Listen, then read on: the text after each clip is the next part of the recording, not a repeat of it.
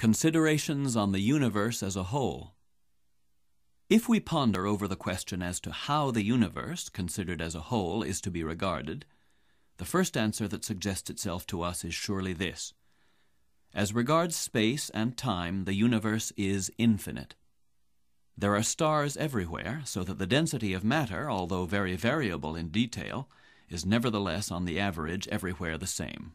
In other words, however far we might travel through space, we should find everywhere an attenuated swarm of fixed stars of approximately the same kind and density. This view is not in harmony with the theory of Newton.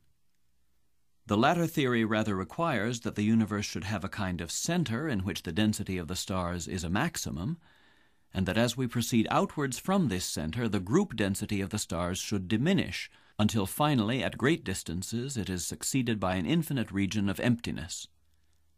The stellar universe ought to be a finite island in the infinite ocean of space. This conception is in itself not very satisfactory. It is still less satisfactory because it leads to the result that the light emitted by the stars and also individual stars of the stellar system are perpetually passing out into infinite space, never to return, without ever again coming into interaction with other objects of nature. Such a finite material universe would be destined to become gradually but systematically impoverished.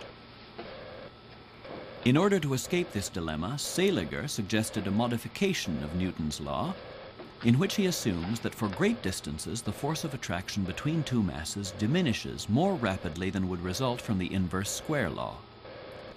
In this way, it is possible for the mean density of matter to be constant everywhere, even to infinity, without infinitely large gravitational fields being produced. We thus free ourselves from the distasteful conception that the material universe ought to possess something of the nature of a center. Of course, we purchase our emancipation from the fundamental difficulties mentioned at the cost of a modification and complication of Newton's law, which has neither empirical nor theoretical foundation.